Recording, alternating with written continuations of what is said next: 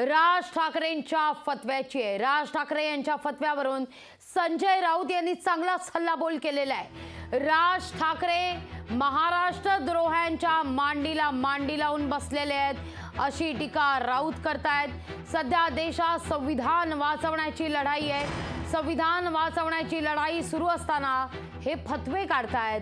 दरम्यान राज ठाकरेंनी हिंदूंना महायुतीच्या उमेदवारीला किंवा हिंदूंनी सगळ्या हिंदूंनी महायुतीच्या उमेदवाराला मतदान करा असं आवाहन केलेलं होतं। असा मी फतवाच काढतो असं म्हटलेलं होतं। त्यावर आज राजकीय वर्तुळातून प्रतिक्रिया उमटतायत। राज ठाकरे तुम्हाला आज फतवा काढतो। माझ्या तमाम हिंदू बांधवांनो, भगिनींनो आणि मातांनो,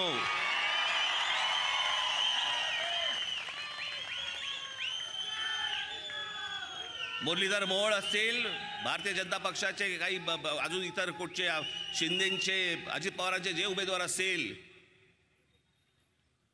त्याला भरघोस मतांनी मतदान करा। राज ठाकरे तुम्हाला आज फतवा काढतो। माझ्या तमाम हिंदू बांधवांनो, भगिनी, महाराष्ट्रामध्ये किंवा देशामध्ये सध्या संविधान वाचवण्याची फार मोठी लढाई सुरू आहे।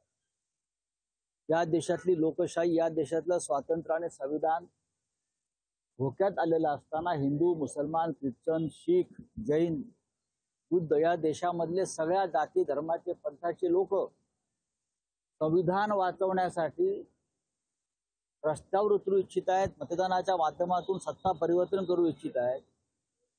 आणि त्याच वेळेला राज ठाकरे यांच्यासारखे नेते महाराष्ट्र द्रोही नरेंद्र मोदी आणि अमित शहा यांच्या मांडीला मांडी लावून बसत असतील तर प्रबोधनकार ठाकरे आणि बाळासाहेब ठाकरे, माननीय हिंदू हृदय सम्राट, बरं, यांच्या आत्म्याला किती यातना होत असतील याची कल्पनाच न केलेली बरी।